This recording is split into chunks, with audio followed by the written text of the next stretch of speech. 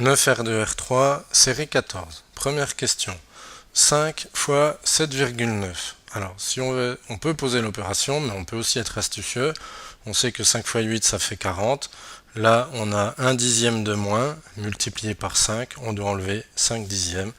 Donc, résultat, 39,5. 4 fois 9 fois 5. On a une ligne ou un paquet qui ne contient que des multiplications, donc on peut les faire soit de gauche à droite, soit dans l'ordre que l'on préfère.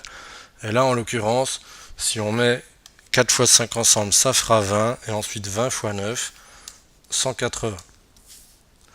236 plus 48 plus 2. On n'a que des additions, donc on peut très bien les faire de gauche à droite, mais on peut aussi grouper 48 et 2, ça nous fait 236 plus 50, et au final 286. 30,6 divisé par 6, alors on sait que 30 divisé par 6 ça vaut 5, 0,6 divisé par 6 ça vaut 0,1, donc logiquement on arrive à 5,1. On peut toujours poser l'opération si on a un doute, mais ça marche très bien comme ça. 2,35 divisé par 0,1. On a vu que diviser par 0,1, ça revient au même que de multiplier par 10. Donc au final, on décale la virgule d'un cran vers la droite et le 2,35 devient 23,5. Sixième question. Quel est le plus petit multiple commun entre 2, 4 et 16 ?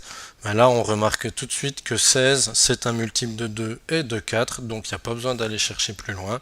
C'est évidemment un multiple de lui-même. Donc la réponse est 16.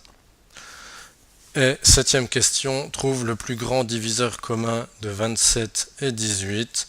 On reconnaît là le livret de multiplication du 9 et on ne trouve pas plus grand.